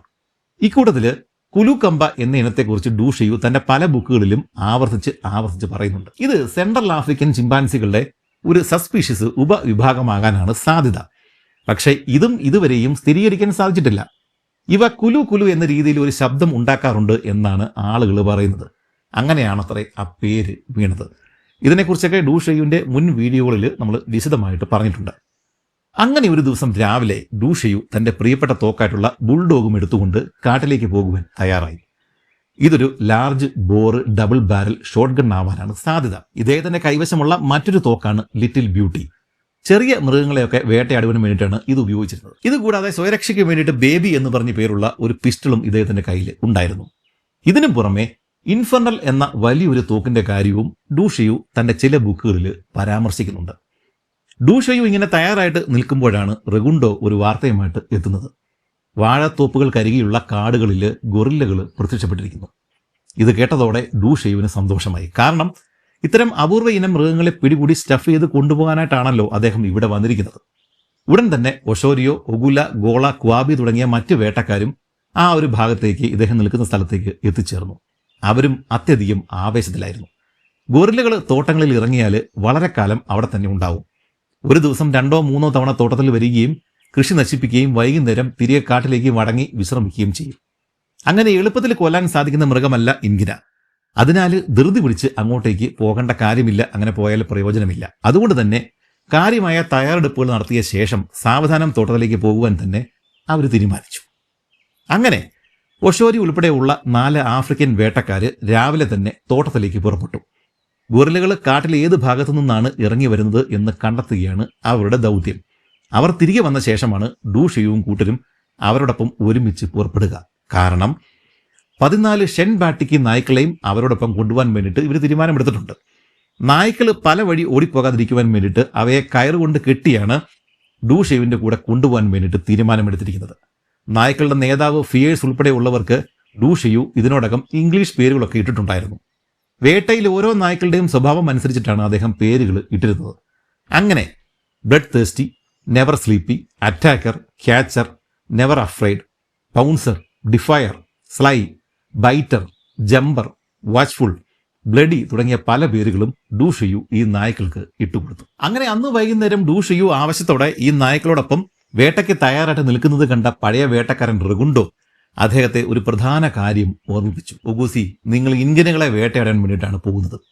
അതിനാൽ അങ്ങ് തന്നെ നേരിട്ട് പേരിട്ട ഈ നായ്ക്കളിൽ എല്ലാം തന്നെ തിരികെ വരുമെന്ന് ഉറപ്പില്ല.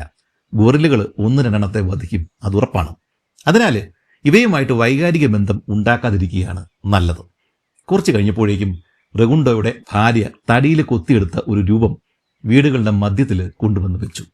വനത്തിൽ കഴിയുന്നുണ്ടെന്ന് അവർ വിശ്വസിക്കുന്ന ഒരു ശക്തിയാണത്. ഉടൻ തന്നെ മറ്റ് സ്ത്രീകൾ പന്തങ്ങൾ കത്തിച്ചുകൊണ്ട് അങ്ങോട്ടേക്ക് വരികയും കിരാതമായ വേട്ട നൃത്തം ആരംഭിക്കുകയും ചെയ്തു. ഇതേ സമയം ഒഷോരിയോയും കൂട്ടരും ഗൊറില്ലകളുടെ ഏകദേശ സ്ഥാനം മനസ്സിലാക്കി തിരികെ വന്നിട്ടുണ്ടായിരുന്നു. ശേഷം അവരെല്ലാം തീക്ക് ചുറ്റുമിരുന്ന് വേട്ടയ്ക്ക് മുമ്പുള്ള ചർച്ചകൾ ആരംഭിച്ചു. ഒഗൂസി കൂടെ ഉള്ളതുകൊണ്ട് അവർക്ക് കുറച്ച് ഭയവും ഉണ്ടായിരുന്നു. ഡൂഷീവിന് എന്തെങ്കിലും സംഭവിച്ചു കഴിഞ്ഞാൽ കിങ് മോംബോ തങ്ങളെ ബാക്കി വെച്ചേക്കില്ല എന്നവർക്കറിയാം. അതിനാൽ റെഗുണ്ടോ കാട്ടിൽ വഴി തെറ്റിയാൽ എന്താണ് ചെയ്യേണ്ടത് എന്ന് ഡൂഷേവിനോട് വിശദീകരിച്ചു. ഒഗൂസി, കാട്ടിൽ വഴി തെറ്റിയാൽ ഉടൻ തന്നെ വെള്ളമൊഴുകുന്ന ശബ്ദം കേൾക്കുന്ന ദിക്കിലേക്ക് നടക്കുക. ഈ കാടുകളിൽ 100 കണക്കിന് അരുവികളുണ്ട്. അവയുടെ ഓരം പറ്റി നീങ്ങിയാൽ ഏതെങ്കിലും ഗ്രാമത്തിൽ എത്തിച്ചേർന്നേക്കാം. ഞങ്ങൾ വേട്ടയ്ക്കായിട്ട് ഉപയോഗിക്കുന്ന വഴികൾ മിക്കതും ചെടികൾ വളർന്ന് അടഞ്ഞു പോയിട്ടുണ്ടാവും. കാരണം അവ ഞങ്ങൾ എപ്പോഴും ഉപയോഗിക്കാറില്ല. അതിനാൽ ചില വഴികൾ തീർന്നു പോയെന്ന് നമുക്ക് തോന്നും. എന്നാൽ അങ്ങനെയല്ല. സൂക്ഷിച്ചു നോക്കിയാൽ വഴി മറ്റൊരിടത്തു നിന്നും വീണ്ടും തുടർന്നു പോകുന്നത് കണ്ടെത്തുവാൻ സാധിക്കും. കാട്ടിലെ മിക്ക സ്ഥലങ്ങളും കണ്ടാൽ ഒരേപോലെ തന്നെ ഇരിക്കും. അതുകൊണ്ട് തന്നെ ഇപ്പോൾ കാണുന്ന മരം മുമ്പ് കണ്ടതല്ലേ എന്ന് പലപ്പോഴും സംശയം തോന്നിയേക്കാം. എന്നാൽ അതും ശരിയല്ല. ഇത്തരം കാര്യങ്ങൾ ഒഴിവാക്കുവാൻ പോകുന്ന വഴിയിലുടനീളം മരങ്ങളിൽ കത്തി കൊണ്ട് പാടുകൾ ഉണ്ടാക്കുവാനായിട്ട് പ്രത്യേകം ശ്രദ്ധിക്കണം. വള്ളികൾ അറുത്തു മുറിച്ചിടുകയും മരക്കമ്പുകൾ ഒടിച്ചിടുകയും വേണം. നമുക്ക് വഴി തെറ്റിയെന്ന് തോന്നിയാൽ തിരികെ അതേ വഴി മടങ്ങി വരുവാനായിട്ട് ഇതെല്ലാം സഹായിക്കും. ഇതെല്ലാം നമ്മുടെ ഇടത്തും വലത്തും മാറി മാറി വേണം ചെയ്യാനായിട്ട്. ഒരേ വശത്ത് തന്നെ കമ്പുകൾ ഒടിച്ചിട്ടാൽ വഴി കണ്ടെത്തുവാൻ പ്രയാസമാണ്. വഴി തെറ്റിയാൽ മറ്റൊരു ഗോത്രക്കാരുടെ ഗ്രാമത്തിൽ ചെന്ന് പെടുകയും പിന്നീട് ജീവിതകാലം മുഴുവനും അവരുടെ അടിമയായിട്ട് കഴിയേണ്ടി വരികയും ചെയ്യും. ഇത്രയും പറഞ്ഞ ശേഷം റെഗുണ്ടോ ഒന്ന് നെടുവീർപ്പിട്ടു. ശേഷം വീണ്ടും കാര്യങ്ങൾ പറയുവാൻ തുടങ്ങി. തോക്കുകൾ കൊണ്ട് നടക്കുമ്പോൾ പ്രത്യേകം ശ്രദ്ധ വേണം. കാട്ടിൽ ഒരുപാട് വള്ളികളും കമ്പുകളും താഴേക്ക് തൂങ്ങിക്കിടപ്പുണ്ട്. അതിനാൽ അതിൽ കൈതട്ടി വിരൽ കാഞ്ചിയിൽ അമരുവാനുള്ള സാധ്യത വളരെയേറെയാണ്. അതുകൊണ്ട് തന്നെ ഇരയെ കണ്ടെത്തുന്നത് വരെയും തോക്ക് മുകളിലേക്കോ താഴേക്കോ വേണം പിടിക്കുവാനായിട്ട്. ഒരിക്കലും തോക്ക് കൂടെയുള്ളവരുടെ നേർക്ക് ആവാതിരിക്കുവാൻ പ്രത്യേകം ശ്രദ്ധിക്കണം. വേട്ടക്കാർ ഒരിക്കലും തോക്കുകൊണ്ട് തമാശ കളിക്കാറില്ല. അതുപോലെ തന്നെ നല്ല ക്ഷമയുള്ളവന് മാത്രമേ നല്ലൊരു വേട്ടക്കാരനായിട്ട് മാറുവാനായിട്ട് സാധിക്കുകയുള്ളൂ. ആനയോ ഇങ്കിനെയോ ആക്രമിച്ചെടുത്താൽ പറ്റിയ അവസരം കിട്ടുന്നത് വരെയും പതറാതെ തോക്ക് ഉന്നം പിടിച്ച് കാത്തു നിൽക്കണം. അതിന് കഴിയാത്തവരെ ആ മൃഗങ്ങൾ തന്നെ കൊന്നുകളയും. അതുപോലെ തന്നെ ആനയെ വെടിവെക്കുമ്പോൾ പറ്റുമെങ്കിൽ ഒരു മരത്തിനോട് ചേർന്ന് നിന്ന് വെടിവെക്കുക. ആന ആക്രമിച്ചെടുക്കുമ്പോൾ മരത്തിന്റെ മറുഭാഗത്തേക്ക് വട്ടം ചുറ്റി മാറി രക്ഷപ്പെടുവാനായിട്ട് അതുകൊണ്ട് സാധിക്കും. കാരണം ആനയ്ക്ക് നമ്മുടെ വേഗത്തിൽ വളഞ്ഞു വരുവാൻ സാധിക്കില്ല. ചിലപ്പോൾ മുന്നോട്ട് പോകുന്ന ആന തിരിയാതെ അതേ ദിശയിൽ ഓടിപ്പോയി കളിക്കുകയും ചെയ്യും. ഇനി മരത്തിന്റെ മറവിലല്ല നിൽക്കുന്നതെങ്കിൽ ആന തൊട്ടരികിൽ എത്തിച്ചേർന്നാൽ 3 ചൂടുകൾ വലത്തോട്ടോ ഇടത്തോട്ടോ മാറിക്കൊടുത്താൽ മതി. മുമ്പ് പറഞ്ഞതുപോലെ പെട്ടെന്ന് വട്ടം തിരിയുവാനായിട്ട് സാധിക്കാത്ത ആന മുന്നോട്ട് തന്നെ പോയിക്കോളും. അതുപോലെ തന്നെ വെടിവെക്കുന്നതിന് മുമ്പ് കാൽ ചുവട്ടിലെ വള്ളികളും കമ്പുകളും മാറ്റി വൃത്തിയാക്കി വെക്കുകയും വേണം. അല്ലെങ്കിൽ ആനയ്ക്ക് വഴി മാറി കൊടുക്കുമ്പോൾ വള്ളിയിൽ തട്ടി വീഴുവാനുള്ള സാധ്യത കൂടുതലാണ്. അസാമാന്യ ധൈര്യമുള്ളവർക്ക് മാത്രമേ ഇതൊക്കെ ചെയ്യുവാൻ സാധിക്കുകയുള്ളൂ. ഇതൊക്കെ കൃത്യമായിട്ട് ചെയ്യുവാൻ സാധിച്ചതുകൊണ്ടാണ് ഈ പ്രായത്തിൽ ഇതുപോലിരുന്ന് കാര്യങ്ങൾ നിങ്ങളോട് പറഞ്ഞു തരുവാനായിട്ട് എനിക്ക് സാധിച്ചത്. ഇത് കേട്ടതോടെ മറ്റ് വേട്ടക്കാര്, ആഫ്രിക്കൻ വേട്ടക്കാര് ഇദ്ദേഹം പറഞ്ഞതെല്ലാം ശരിയാണ് എന്നും തങ്ങളെ ഇതെല്ലാം ഓർമ്മിപ്പിച്ചത് നന്നായി എന്നും ഉറക്കെ വിളിച്ചു പറഞ്ഞു. ബാങ്കോ എന്ന പഴയ വേട്ടക്കാരൻ ഇതുപോലെ വള്ളിയിൽ തട്ടി വീണാണ് കൊല്ലപ്പെട്ടത് എന്ന് അവർ ആ അവസരത്തിൽ ഓർമ്മിക്കുകയും ചെയ്തു. അങ്ങനെ അന്നത്തെ ചർച്ചകൾ അവസാനിക്കുകയും എല്ലാവരും കുടിലുകളിലേക്ക് മടങ്ങുകയും ചെയ്തു. പിറ്റേ ദിവസം രാവിലെ തന്നെ ഡു ഷെയു ഉൾപ്പെടെയുള്ള വേട്ടക്കാര് ഇൻഗിന വേട്ടയ്ക്കായിട്ട് തയ്യാറെടുത്തു. ഒഷോരി ഉൾപ്പെടെയുള്ള 4 വേട്ടക്കാരും ദേഹം മുഴുവനും ചായം പൂശി ആകെ ഭീകര രൂപത്തിലാണ് ഒരുങ്ങി നിന്നിരുന്നത്. എല്ലാവരും അവരവർ തന്നെ വേട്ടയാടിയ പുലിത്തോൽ ഉപയോഗിച്ചുള്ള അരപ്പട്ടകളും ധരിച്ചിരുന്നു. കൂടാതെ തടിയിൽ കൊത്തിയെടുത്ത വന ദൈവങ്ങളുടെ ചെറിയ രൂപങ്ങൾ ഇവർ കഴുത്തിൽ അണിയുകയും ചെയ്തിട്ടുണ്ട്. ഇതും കൂടാതെ ഒഷാരിയോയും കൂട്ടരും അതിരാവിലെ തന്നെ കാട്ടിൽ പോയിട്ട് ഒരു ആന്റിലോപ്പിനെ കൊന്ന് അതിന്റെ ഇറച്ചി വനത്തിലെ സകല ശക്തികൾക്കുമായിട്ട് സമർപ്പിക്കുകയും ചെയ്തു. ഇതൊക്കെ ചെയ്യാതെങ്ങാനും വേട്ടയ്ക്ക് പോയി കഴിഞ്ഞാൽ വനദേവതകള് ഇൻഗിനയുടെ ശരീരത്തിൽ കയറുകയും തങ്ങളെ വധിക്കുകയും ചെയ്യുമെന്നാണ് ഇവരുടെ വിശ്വാസം. ഇതിനും പുറമെ അവർ തങ്ങളുടെ കൈകളിലെ പുറംഭാഗം മുറിച്ചിട്ട് ചോര മണ്ണിലേക്ക് വീഴ്ത്തി ആ മണ്ണ് കുഴച്ചെടുത്ത് ഒരു കക്കയുടെ തോടിന്റെ ഉള്ളിലാക്കി അത് കൂടെ കരുതുകയും ചെയ്തു. പല സിനിമകളിലും യുദ്ധത്തിന് മുമ്പ് ഇങ്ങനെ ഉള്ളംകൈ മുറിച്ചിട്ട് രക്തം ചീറ്റിക്കുന്നത് കാണുമ്പോൾ ഞാൻ പലപ്പോഴും ആലോചിക്കാറുണ്ട്, ഈ മുറിഞ്ഞ കൈയും വെച്ചിട്ട് ഇവന്മാരെങ്ങനെ വാള് പിടിക്കുന്നത്, അല്ലെങ്കിൽ എങ്ങനെയാണ് ഇതും വെച്ചിട്ട് വില്ല് കുലയ്ക്കുന്നത്. സത്യത്തിൽ നമ്മുടെ ഈ പോൾ ഡു ഷെയുവാണ് ഇതിന് ശരിക്കൊരു ഉത്തരം നൽകുന്നത്. ഉള്ളം കൈയിലല്ല, കൈയുടെ പുറം ഭാഗമാണ് ഇവരിപ്പോൾ മുറിച്ചിരിക്കുന്നത്. എന്തായാലും ഇത്തരം വന്യമായിട്ടുള്ള കലാപരിപാടികളൊക്കെ കഴിഞ്ഞ ശേഷം അവര് വഞ്ചികളിലേക്ക് കയറി. ഒരു വഞ്ചിയിലേക്ക് ഉഗൂളയും നായ്ക്കളുമാണ് കയറിയത്. ബാക്കിയുള്ളവര് മറ്റ് 2 വഞ്ചികളിലേക്കും കയറി. വിരമിച്ച വേട്ടക്കാരൻ റെഗുണ്ടോ കരയിൽ നിന്നുകൊണ്ട് അവർക്കായിട്ട് ഇവരുടെ രക്ഷയ്ക്കായിട്ട് എന്തൊക്കെയോ മന്ത്രങ്ങൾ ഉരുവിട്ടുകൊണ്ടേയിരുന്നു. നദിയുടെ തീരങ്ങളിലെ പല വൃക്ഷങ്ങളും വനശക്തികളുടെ താവളമായിട്ടാണ് ഇവർ കരുതുന്നത്. പോകുന്ന വഴി അത്തരം മരങ്ങളുടെ അരികില് വഞ്ചികൾ അടുപ്പിക്കുകയും പ്രാർത്ഥനകൾ നടത്തുകയും ചെയ്താണ് അവർ മുന്നോട്ട് പോയിക്കൊണ്ടിരുന്നത്. നദിയുടെ ഇരുകരകളിലും തിങ്ങി നിറഞ്ഞ രീതിയിലാണ് മരങ്ങൾ നിന്നിരുന്നത്. ഇതിനിടെ കറുപ്പും മഞ്ഞയും നിറങ്ങളുള്ള 2 വലിയ പാമ്പുകൾ വെള്ളത്തിലൂടെ നീങ്ങുന്നത് ഡു ഷെയു ശ്രദ്ധിച്ചു. അദ്ദേഹത്തിന് അന്ന് അക്കാലത്ത് അത് ഏത് ഇനമാണ് എന്ന് പിടികിട്ടിയിരുന്നില്ല. സത്യത്തിൽ ബാൻഡഡ് വാട്ടർ കോബ്ര എന്ന ഇനം വിഷമുള്ള ഇനം പാമ്പുകളായിരുന്നു അത്. ലോകത്ത് 2 തരം വാട്ടർ കോബ്രകളേ ഉള്ളൂ. മറ്റേത് കോങ്കോ വാട്ടർ കോബ്ര എന്ന ഇനമാണ്. നമ്മുടെ നൈൽ ഡയറി സീസൺ 1 സീരീസിൽ സ്പെക്കയും കൂട്ടരും വാട്ടർ കോബ്രകളെ കണ്ടതായിട്ട് പറയുന്നുണ്ട്. നിങ്ങൾ ഓർമ്മിക്കുന്നുണ്ടാവും. 2.5 മീറ്റർ വരെ നീളമുള്ള പാമ്പുകളാണ് ഇത്. കൂടുതൽ സമയവും വെള്ളത്തിൽ കഴിയുന്ന ഈ വിഷപ്പാമ്പുകൾക്ക് 10 മിനിറ്റോളം വെള്ളത്തിനടിയിൽ കഴിയുവാനും 25 മീറ്റർ വരെയും മുങ്ങുവാനും സാധിക്കും. പ്രകോപിതരാവാതെ ഒരു തരത്തിലും ഇവ ആക്രമിക്കാറില്ല. അതുകൊണ്ടാണ് ഡു ഷെയുവിന്റെയും കൂട്ടരുടെയും തോണികൾ കണ്ടപ്പോൾ തന്നെ അവ നീന്തി മാറിക്കളഞ്ഞത്. പക്ഷേ ഇത്രയും നീളവും വണ്ണമുള്ള പാമ്പുകൾ വെള്ളത്തിലൂടെ തെന്നി നീങ്ങുന്ന കാഴ്ച ഭയാനകം തന്നെയാണ്. അങ്ങനെ ഡു ഷെയുവിന്റെ ഇൻഗിന വേട്ട സംഘം വീണ്ടും മുന്നോട്ട് തന്നെ നീങ്ങി. തീരങ്ങളിലെ പല വൃക്ഷത്തലപ്പുകളിലും കുരങ്ങുകൾ ചാടിക്കളിക്കുന്നുണ്ടായിരുന്നു. മിക്ക മരക്കൊമ്പുകളിലും ഡു ഷെയു അതുവരെയും കണ്ടിട്ടില്ലാത്ത വിവിധ ഇനം പക്ഷികളെയും കാണുവാൻ സാധിച്ചു. അവസാനം കുറെ കൂടി മുന്നോട്ട് സഞ്ചരിച്ച ശേഷം വലിയൊരു വൃക്ഷം നിൽക്കുന്ന സ്ഥലത്ത് അവർ തോണികൾ അടുപ്പിച്ചു. അവിടെ നിന്നും ഉള്ളിലേക്ക് തോട്ടങ്ങളിലേക്ക് നീങ്ങുന്ന ഒരു കാട്ടുപാത കാണുവാൻ സാധിക്കുന്നുണ്ടായിരുന്നു. തോണികൾ പുല്ലുകൾക്കിടയിലേക്ക് കയറ്റി ആരും കാണാതെ സുരക്ഷിതമായിട്ട് കെട്ടിയിട്ട ശേഷം അവർ തീരത്ത് ഭക്ഷണം തയ്യാറാക്കുകയും അത് ഭക്ഷിക്കുകയും ചെയ്തു. ശേഷം അവർ തോട്ടം ലക്ഷ്യമാക്കി നീങ്ങി. ഒന്നിനു പുറകെ മറ്റൊന്ന് എന്ന രീതിയിൽ വരിയായിട്ടാണ് അവർ സഞ്ചരിച്ചത്. നായ്ക്കളും അങ്ങനെ തന്നെയാണ് നടന്നിരുന്നത്. ഇരു കൂട്ടരും ചെറിയൊരു ശബ്ദം പോലും ഉണ്ടാക്കുന്നുണ്ടായിരുന്നില്ല. ഈ സംഘത്തിലെ നായ്ക്കളും മനുഷ്യരും എല്ലാവരും എണ്ണം പറഞ്ഞ വേട്ടക്കാർ തന്നെയാണ്. കാട്ടിൽ നിന്നും കുരങ്ങുകളുടെയും തത്തകളുടെയും കരച്ചിലുകൾ തുടർച്ചയായി കേൾക്കുന്നുണ്ട്. ഉടൻ തന്നെ അവർ വിശാലമായിട്ടുള്ള ഒരു പൈനാപ്പിൾ തോട്ടത്തിൽ എത്തിച്ചേർന്നു. കൊടും വനത്തിന്റെ നടുവിലാണ് കാട് വെട്ടിത്തെളിച്ചിട്ട് ഇവർ പൈനാപ്പിൾ കൃഷി നടത്തുന്നത്. എന്നാൽ ഈ കൈതച്ചക്കുകളെല്ലാം തന്നെയും അടർത്തി മാറ്റി ചെടികൾ നശിപ്പിച്ച നിലയിലാണ് ഉണ്ടായിരുന്നത്. അത് കണ്ട് ഒഷോരിയോ പറഞ്ഞു, 1-2 ദിവസങ്ങൾക്ക് മുമ്പ് ഇൻഗിനകൾ ഇവിടെ ഉണ്ടായിരുന്നു എന്ന് ഉറപ്പാണ്. അവർ വീണ്ടും മുന്നോട്ടേക്ക് നടന്നു. കുറച്ചു കഴിഞ്ഞപ്പോഴേക്കും ചെളി നിറഞ്ഞ വഴിയിലാണ് അവർ എത്തിച്ചേർന്നത്. അവിടെ ഗൊറില്ലകളുടെ കാൽപ്പാടുകൾ വ്യക്തമായിട്ട് കാണാൻ സാധിക്കുന്നുണ്ടായിരുന്നു. അക്കാണുന്ന വലിയ പാടുകൾ ആൺ ഗൊറില്ലയുടേതാണ്. അതിലും ചെറുത് പെൺ ഗൊറില്ലയുടെയും ഏറ്റവും ചെറുത് കുട്ടി ഗൊറില്ലയുടെയും ആണ്. ചെറിയൊരു ഇൻഗിന കുടുംബമാണ് ഇവിടെ ഇറങ്ങിയിരിക്കുന്നത്. തൊട്ടടുത്ത് തന്നെ ഇൻഗിനകൾ വിശ്രമിച്ചിട്ട് പോയ സ്ഥലവും അവർ കണ്ടെത്തി. അവിടെ ഈ കൈതച്ചക്കുകളുടെ കഷ്ണങ്ങളും അവർ ചവച്ചു തുപ്പിയ ഇലകളും ചെടികളും ചിതറിക്കിടപ്പുണ്ടായിരുന്നു. അതിൽ നിന്നും തലേ ദിവസം ഇൻഗിനകൾ അവിടെ തന്നെ ഉണ്ടായിരുന്നുവെന്ന് ഒഷോരിയോയ്ക്ക് പിടികിട്ടി. ഇൻഗിനകൾ തൊട്ടടുത്ത് തന്നെയുണ്ട്. വേട്ടക്കാര് അടക്കം പറയുന്നത് ഡു ഷെയു കേൾക്കുന്നുണ്ടായിരുന്നു. അപ്പോഴേക്കും നേരം ഇരുട്ടി തുടങ്ങിയതോടെ ആ രാത്രി കാട്ടിൽ തന്നെ കഴിച്ചു കൂട്ടുവാൻ വേണ്ടിയിട്ട് അവർ തീരുമാനിച്ചു. പിറ്റേന്ന് അതിരാവിലെ തന്നെ അവർ വേട്ടയ്ക്ക് തയ്യാറായി. ഇതേ സമയം തോട്ടം നോക്കുന്ന ആളുകൾ അവിടെ എത്തിച്ചേർന്നു. ഇനി മുതൽ നായ്ക്കളെ നോക്കേണ്ട ചുമതല അവർക്കുള്ളതാണ്. ശേഷം അവരെല്ലാം കൂടെ കൂടിയിട്ട് വനത്തിനുള്ളിലൂടെ ഏകദേശം 2 മണിക്കൂറോളം നടന്നു. ആ സമയത്ത് കൂടെ ഉണ്ടായിരുന്ന ഒരാള് ഒഷോരിയോട് എന്തോ അടക്കം പറയുന്നത് ഡൂഷയു ശ്രദ്ധിച്ചു. ശേഷം ഒഷോരിയോ തിരിഞ്ഞു നിന്ന് ഒഗൂസിയോട് പറഞ്ഞു, ഇനി നായ്ക്കളെ അഴിച്ചുവിടുന്നതാണ് നല്ലത്. ഇത് കേട്ട തോട്ടം സൂക്ഷിപ്പുകാര് നായ്ക്കളുടെ കെട്ടഴിക്കുകയും തൊട്ടടുത്ത നിമിഷം അവയെല്ലാം കാട്ടിലേക്ക് ഓടി മറയുകയും ചെയ്തു. നായ്ക്കള് അടുത്തുള്ള വാഴത്തോപ്പിലേക്കാണ് ഓടിക്കയറിയത്. അത് കണ്ട് ഒഷോരിയോ അങ്ങോട്ടേക്ക് നീങ്ങി. പുറകെ ഡൂഷയും അദ്ദേഹത്തിന്റെ പുറകിൽ ഇങ്കോളയും ഉഗൂലിയും ക്വാബിയും നീങ്ങി. വളരെ നിശബ്ദമായിട്ടാണ് അവർ മുന്നോട്ടേക്ക് സഞ്ചരിച്ചത്. തൊട്ടടുത്ത് നീങ്ങുന്ന ആളുടെ ചങ്കിടിപ്പ് പോലും അപ്പോൾ വ്യക്തമായിട്ട് കേൾക്കാമായിരുന്നു. ഇൻഗിനുകൾ തൊട്ടരികിലുണ്ട് എന്ന അറിവ് ഡൂഷയുവിന് ആവേശമേകി. ഒഷോരിയോ പറഞ്ഞതനുസരിച്ച് പെൺ ഗൊറില്ല ഈ ശബ്ദം ഈ ശത്രുക്കളെ കണ്ടു കഴിഞ്ഞാൽ കുട്ടി ഗൊറില്ലയൊക്കെ ആയിട്ട് ഓടി മറയും. ആൺ ഗൊറില്ലയാണ് പൊരുതി നിൽക്കുക. അതിനിടയിൽ ഹൃദയം നോക്കി വെടിവെക്കുവാൻ കഴിഞ്ഞാൽ മാത്രമേ അവനെ വധിക്കുവാനായിട്ട് സാധിക്കുകയുള്ളൂ. ഇതിനിടെ ഇവരിൽ നിന്ന് കുറച്ച് മുന്നോട്ട് മാറി സഞ്ചരിച്ചുകൊണ്ടിരുന്ന ഒഷോരിയോ കുറേയേറെ മുന്നിൽ പോയതുകൊണ്ട് കാഴ്ചയിൽ നിന്നും മറഞ്ഞുപോയി. എന്നാൽ തൊട്ടടുത്ത വളവിൽ ഒഷോരിയോ മറ്റുള്ളവരെയും കാത്ത് നിൽപ്പുണ്ടായിരുന്നു. ഡൂഷയു തൊട്ടരികിൽ എത്തിക്കഴിഞ്ഞപ്പോഴേക്കും മിണ്ടരുത് എന്ന ആംഗ്യത്തിലൂടെ ഒഷോരിയോ മറ്റുള്ളവർക്ക് മുന്നറിയിപ്പ് നൽകി. ശേഷം അയാൾ മുന്നിലേക്ക് വിരൽ ചൂണ്ടി.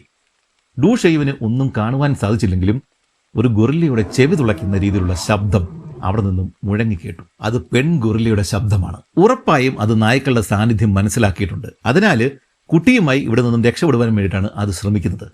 കൂടാതെ ഈ ശബ്ദം ആൺ ഗൊറില്ലയ്ക്കുള്ള മുന്നറിയിപ്പുമാണ്. അവനിപ്പോൾ എവിടെയെങ്കിലും ശത്രുക്കളെ നോക്കി നിൽപ്പുണ്ടാവും, ഒഷോരിയോ അടക്കം പറഞ്ഞു.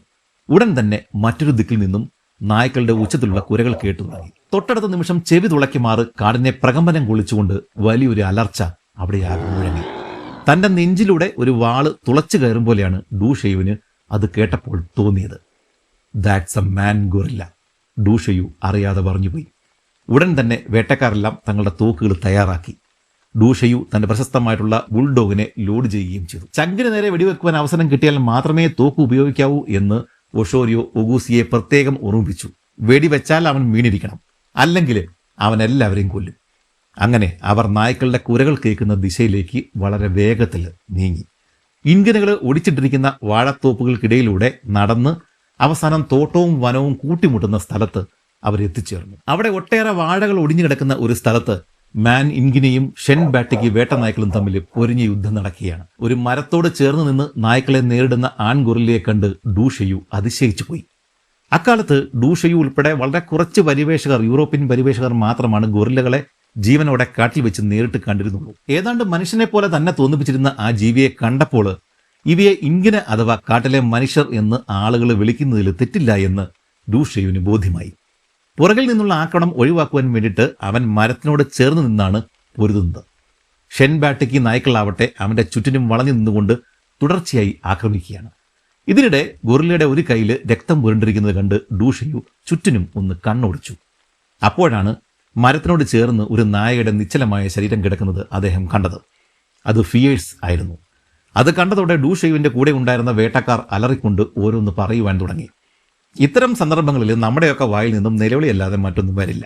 പക്ഷേ ആഫ്രിക്കൻ വേട്ടക്കാര് ഇത്തരം സമയങ്ങളിൽ അത്യാവശ്യത്തിൽ പ്രതികാരം തുളുമ്പുന്ന വലിയ വലിയ വാചകങ്ങൾ തുടർച്ചയായി പറഞ്ഞുകൊണ്ടേയിരിക്കും.